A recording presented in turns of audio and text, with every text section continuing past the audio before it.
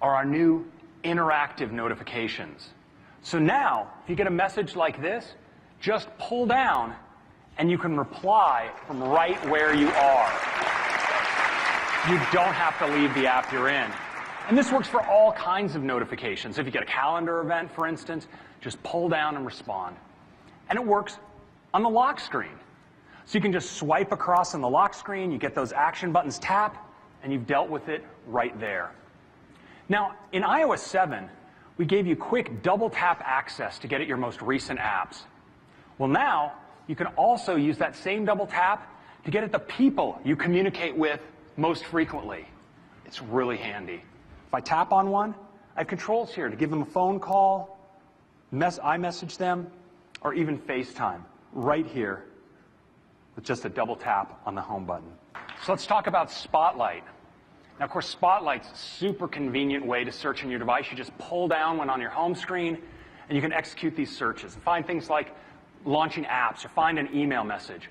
But now, with those same things we showed you in Yosemite with Spotlight suggestions, you can get at so much more. You can search for apps and find matches of apps that you don't yet have on the App Store. You can search for points of interest and get Wikipedia entries and directions. You can search for news, search for restaurants, songs, not just in your own library, but also on iTunes. And when you search for a movie, you can get results both for theaters nearby, as well as content available for streaming. And when you search inside of Safari, in addition to your great Google search suggestions, you can also get a suggestion at a glance for the answer you're looking for right from Spotlight suggestions. So that is the new Spotlight. Next, the keyboard and a technology we call QuickType. Oh. So prior to iPhone, this was the state of the art in smartphone typing. But iPhone changed all of that with the introduction of touch, and we've been able to do so much more, like access to special characters, or alternate character sets, special keyboard layouts, even handwriting and dictation. But underlying it all have been the language models under autocorrect. Well, now, in iOS 8, QuickType supports predictive typing suggestions. So as you type, you get suggestions for the next words you might want to type, and you can tap things out faster than ever before. And it's incredibly smart. So it's context sensitive. For instance, in messages, if someone asks you, do you want to go for dinner or a movie? It's going to suggest dinner or a movie. And it's personalized. It learns how you type to different people in different apps. So maybe you're communicating with a coworker, and it's going to say, well, the meeting was canceled, rescheduled, moved. These are kind of formal terms. But now if you're communicating with someone else where you have a different communication style, you might get the meeting was epic, awesome, or a snoozer, because it learns how you type. And when it does so in a way that's always protecting your privacy. All that learning is done local to the device, and none of your keystrokes leave the device. Now, QuickType has great language models for all of these languages. Next, of course, continuity. You get all the great continuity features. So now, on your iPad, you can pick up where you left off. On your iPhone, you can set up an instant hotspot with no configuration on your iPad. You can receive your messages on your iPad, and when you receive a call from someone going like this, you can pick it up right on your iPad. It's really great. And that's continuity. Next up, Messages. So Messages is the most frequently used app on iOS. And in iOS 8, it's better than ever. So when it comes to group messaging, we have some great enhancements. You can now name your threads. You can add or remove people from a conversation underway. And if you've ever been on one of those noisy threads that just keeps buzzing in your pocket, well, you can do not disturb on a per thread level, and you can choose when to leave the thread. This is pretty important.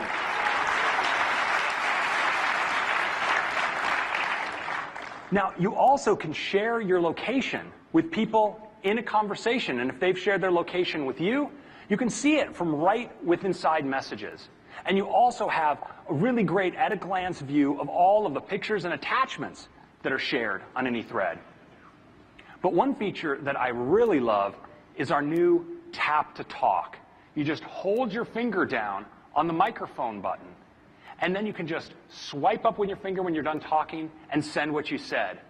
And it's really great for video messaging as well. Joss, we've got a serious situation developing back here. I can't control this. These aren't going to work. Brian, you've got to do something. I got it. Joss, I'm going to need you to buy us some more time. Represent, which is a little bit random and weird. So you can see here when I go into settings, and let's go down to wallpaper and brightness. You can see it's set on 50% right now, but if I increase this, I don't see a difference. I don't see a difference in brightness, so probably some kind of glitch, which we of course are expecting to see a lot in betas and such. Let's just, I'm just gonna check out one thing first here. This is the first time actually I actually restored my device, so everything is fully cleaned. Let's just go over it here a little bit. So let's first see the power down screen, and it still looks very, very similar to previous version. Let's check out the lock screen here. So this is the lock screen. It kind of also looks the same. A new wallpaper here, and still a quick little access here to things like the camera. So I do have a GS4 here, and yeah, I did see a difference there when you were focusing on something. This little brightness little thing. We still have, oh wait a sec, square mode. I think that's for Instagram. Panorama mode, of course, and video mode, slow-mo, and time-lapse. Wow, why do I do that? Let's go over and check out the phone app here.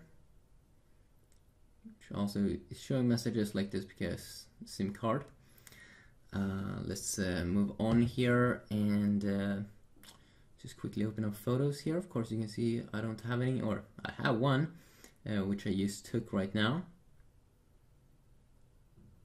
And I can go into edit mode, and this is how the new edit mode looks like. And you can change colors here. Interesting. Interesting, cool. You can customly add these filters. You can also, wow, that looks cool. Move around the picture here. Hit done. So that edit part seems to be updated, and that's pretty cool. And let's just go down here, today and notifications. So I think that they made a difference here. You'll also be able to have more widgets here, so third-party developers will be able to add more stuff in here, which is pretty nice. So if you go down to edit here, you can see if you install apps which have widgets, you'll be able to add them in this little area. Just swipe here, create new bug report. So interesting. So you'll be able to report like bugs and stuff, of course. Bug reporter. Oh well, that's pretty cool. Yeah, I know, everything's cool in this video. Mail should have a lot of updates from what I've seen, which is going to be awesome. Safari. Let's open up Apple's website here. You can see it's not updated from where I live.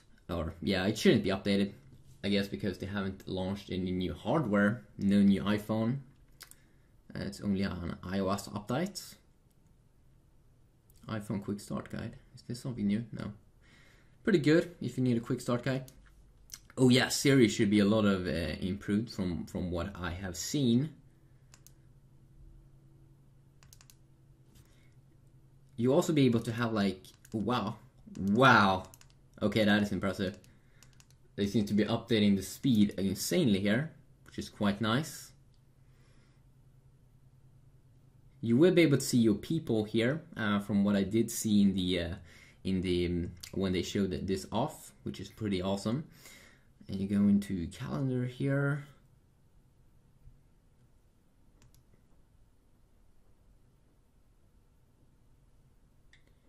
Should be a lot of updates with the keyboard as well. Let's see here. Yeah, you will be able to have like alternative keyboards and all kinds of crazy stuff. Quick type and everything. And you can kind of see, oh, green icon. That's nice. Yeah, I mean, there will be some things that has been updated. You can see these dynamic wallpapers, no new one there, but still one new, I think. Only one new, maybe some more. Just go in and turn on Siri. We should be able to have Shazam now and some other interesting stuff. Whoa.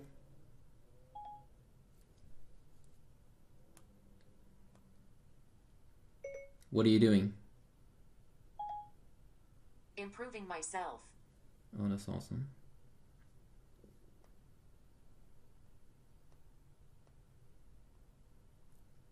What am I listening to right now? Checking on that. Interesting. Okay, I found this on the web for what am I listening to right now? Ha! They seem to have edited this, I think, when it pops up. Whoa! Okay, new animation when you go down like that. Kabam! Pretty awesome. And yeah, they've added a ton of things here when you're searching now in the iPhone, App Store, iTunes, Internet, I think even Wikipedia, movie show times, locations nearby. There's a ton of things. Sounds pretty sweet. If we go to General, go to About, you can see it's iOS 8 here, 12A4265U. And usage. I haven't downloaded an app. That's good. I like that thing when you go into usage now that it doesn't pop up. This thing, it basically goes down. It takes down the. You have to scroll down if you want to enable battery percentage. Kind of like to have battery percentage enabled. Oh, interesting. Is this something new? Battery usage. It could be something new. You can see iOS 8, it's up to date. Of course, I just downloaded it. So try quickly iPhone unlock.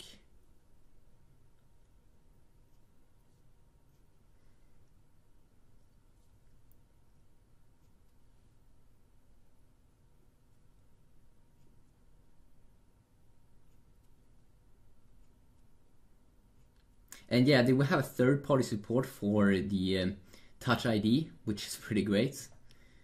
So third-party apps will be able to use Touch ID.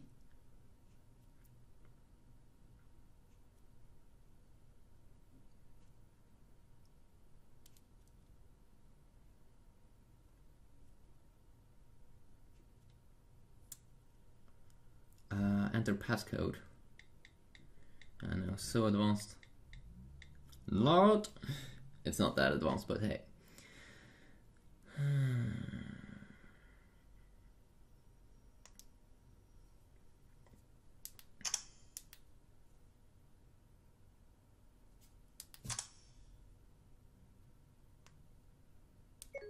Oh.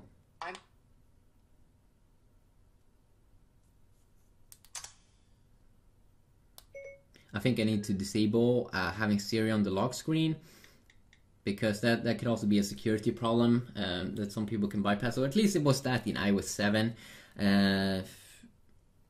So I might edit that.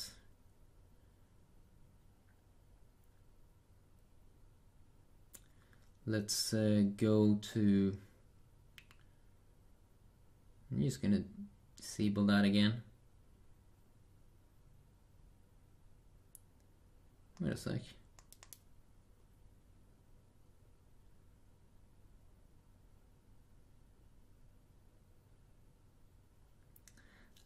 Let's go into Touch ID and passcode. I'm just going to disable it.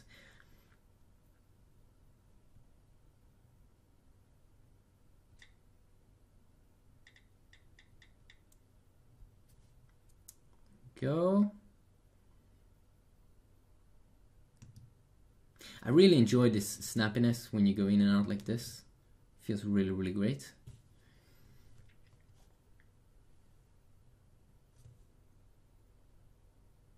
kind of see the App Store should also be improved from what I did see. Wow, enjoyed that. Seems to be a little bit more nice. All games. Let's go into an app here.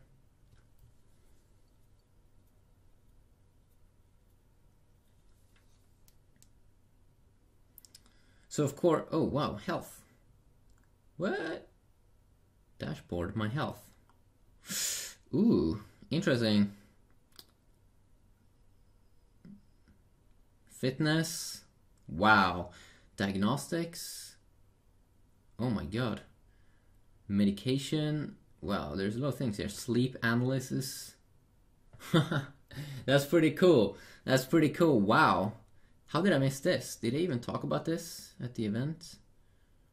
You can also set in, of course, your own and see more information here. So pretty nice if you want to keep track of things.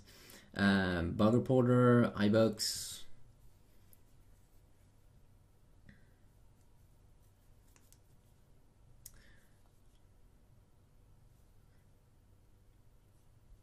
Definitely feels more smooth than previous versions of iOS.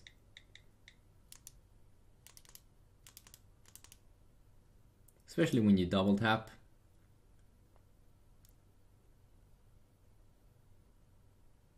Yeah, this one also feels a little bit quicker and snappier.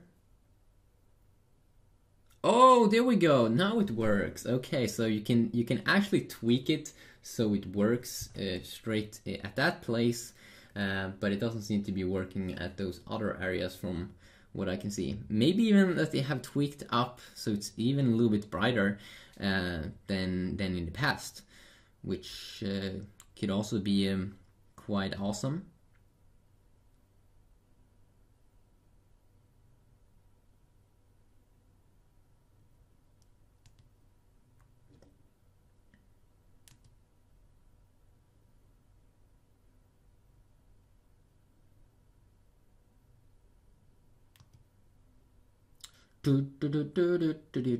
So I will probably be doing more videos with iOS, and that could be pretty sweet. So definitely let me know what you want to see.